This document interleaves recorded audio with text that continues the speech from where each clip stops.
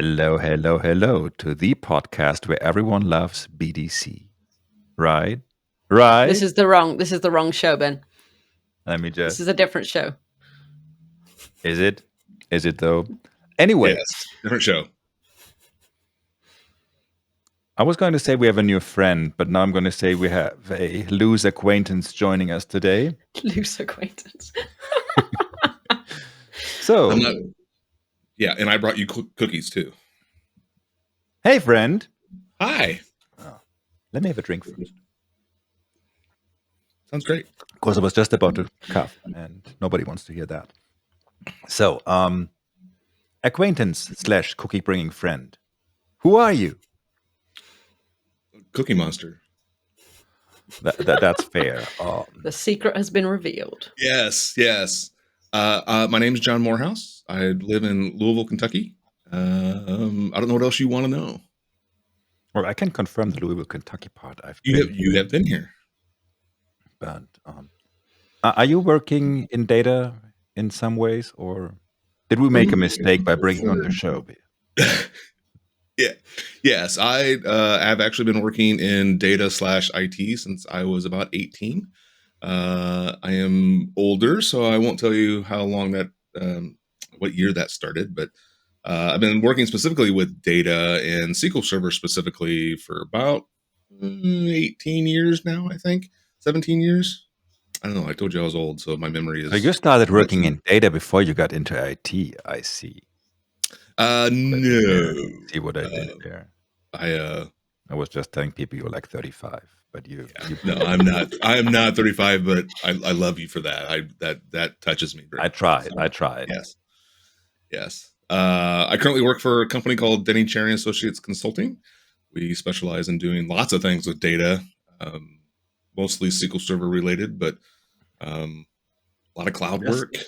Just 2.5 weeks ago, I was at a party in Seattle that was organized by that DCAC thingy. Yes, I think it was called Denny and the Cherries, so slightly different, but yes, that was the annual karaoke party at the past summit, of course, which was a fantastic party. Yours truly may or may not have been leading the charge for that party. I don't know. Ben, what did you sing? I can neither confirm nor deny. Yes, Ben, what did you sing? Anyways, John, what's your favorite data feature or tool or thingy? So you kind of like prompted these questions ahead of time and whatnot, but don't tell people that. I'm sorry. We're still trying to keep up the illusion that all of this is happening like super surprisingly, especially since every single episode is following a different scheme and has different questions and everything. So thank you, John, for telling people how prepared and professional we are. Well, I'm so sorry. Are we starting over? What's next? Santa is not real? Cut. Do we start over, or how does this work? Yeah, I think at this point, just keep going. This is basically almost live, so just tell us about your favorite. Okay. Well, so my favorite data thing is more in line with like, I love the elegance of putting in some type of data solution, like availability groups or disaster recovery, or I like being able to piece together solutions to meet customer needs. And I just like that elegance of how things work. Like just yesterday, we had a client that I had to secure their Azure storage account, and we were able to make that happen. And that elegance of just making things better and faster and safer, that's my favorite data thing. That's what I like to do. I do more architecture type solutions. I don't necessarily do a ton of like performance tuning or anything like that, but that's what I love. I love that elegance of putting in a data solution. So that's my favorite. It is very rare that I hear people talking of availability groups and elegance in the same sentence, if I may say so. But if you do it right, it just works. Usually. What are you implying, good sir? It's not always done right. He's not pointing fingers. He's just saying in general. Not pointing fingers. I'm just saying that most things, if you're doing it like Ben, you're doing it wrong. That's what we've all heard. That's just you're not wrong there, but it still hurts. That's what I like. I like putting in solutions that just work, and it's very elegant to see that thing come to life and actually work as it's designed. Sometimes it doesn't happen. Most of the times it does, but that's what I like. That's my niche. That's what I like to do. Very cool. I feel like you've managed to get like a lot of data things into one favorite data thing. Yeah, I feel like all our guests are getting professionals at that. So my favorite data thing is that array of things. But I'm giving that array a proper fancy headline, so it looks like one thing. But we'll allow it. It's fine. Well, that's good because that's my thing. That's what I like. That's my favorite data. We'll allow it. It's fine. I hope so. Yeah. I still have an issue with that elegance thing because I ran into some availability group issues just the other day again. And I basically know nothing about availability groups, so I thought, well, I'll just follow what I know and everything. So let's try this, John. And well, since you're an expert on this, it's not as fun as with all the other people that I asked. Well, I actually also asked a couple of other experts. But anyways, I think it's cute. You think I'm an expert? You are. So anyways, I have 2 SQL servers. I'm building an availability group amongst them. What is the requirement for them to be able to do a clean failover? You're going to ask the me requirements. To do a clean failover, they have to be synchronous and in sync to do a clean failover. What other requirements are you looking for? See, exactly. That is what I was running into. I thought that was about it. But whenever I try to do a failover, it telling me, well, you can do that, but it's going to be nasty and you're potentially running into data loss despite all that synchronous and healthy and everything green and shiny on the dashboard. And still, to this day, I have not figured out what the actual issue is. Without being able to actually see the environment, I don't have any idea right off the top of my head. I'm kind of still hoping, and since this was just for a demo, I don't really care, since it's not something that I would ever even touch in production, because in production I would actually ask someone who knows what they're doing to set this up for me, respectively my client. But every single person I asked that question either had no idea or were giving the answer that you were giving. And that was also my understanding that as long as the dashboard is green and it's not async but synchronous, we should be good. But we're not. Should be good? What is telling you that error? SQL Server telling you that error that you're going to have data loss when you do the failover, I assume? Well, SQL Server is if you're just running the SQL Server is telling me you cannot do that with this type of. Oh, you're doing it from with this type of cluster. And if you're doing it from, and if I'm doing it from the wizard, it just says, well, you can do that, but be prepared for data loss. Since I was just doing a failover over AdventureWorks that didn't have updates in forever, I was sure there was not going to be data loss. But I mean, you know who I'm going to tell you to ask, right? Who could I ask about that? Somebody else lives in Boston. Fantastic individual. His name's Alan. I'd ask Alan. Oh, that's who I would ask. I may have asked Alan. Alan's initial response might have been very similar to yours. Really? Well, the thing is, we did not really go into the details. The details are important, right? Yeah, but see, that's kind of where I have the issue with the word elegance, because also if you look at the docs and everything, this is kind of what you're looking at. So the fact that I've asked like not 100 people, but I'm going to say 5-ish people that I all consider experts in this field, that all gave a very similar answer, makes it look less elegant to me. But anyways, we're digressing in a very specific support ticket here. We are. And I was going to say, you're about to get a bill. I'm kind of getting afraid of that I'm being charged for this podcast. I am a consultant. My boss probably would want me to charge you, but... I see the dollars just floating up. Yep. Exactly. You need the emoticon, dollar. Yeah. Every 5 seconds or so, another one pops up. Mm-hmm. Like, keep asking. Keep going. Yeah, we could talk about this all day. I'm happy to send you a contract. Yeah, please don't. Perfect. Before we get too far into the contract and the weeds of your availability group, Ben, let's move on to our second question and ask John what his favorite non-data thing is. My favorite non-data thing? Sending people contracts, I assume. Sending people contracts. I have a wide variety of non-data things. I will tell you that I am a pseudo workaholic. I spend a lot of time, even my free time, at my computer doing odds and ends. I like Legos, so I am a big kid at heart. I have 2 very large cabinets downstairs where myself and my 2 sons, we build Legos. And so I have a fairly decent sized Lego collection. It might not be as big as somebody else that we might know on this podcast that has Legos. You have Lego, Um, Jess? A lot of it? There's no Lego. I like video games. I play video games as a way to de-stress or whatnot. I like reading books. Both my sons are involved with the scouting organization. And so we do a lot of scout stuff, a lot of outdoor stuff, camping, that type of stuff. So I do a lot of that. I'm involved with the leadership of the local area scouting troop that they are involved in. So I do a lot of that on the side as well. Awesome.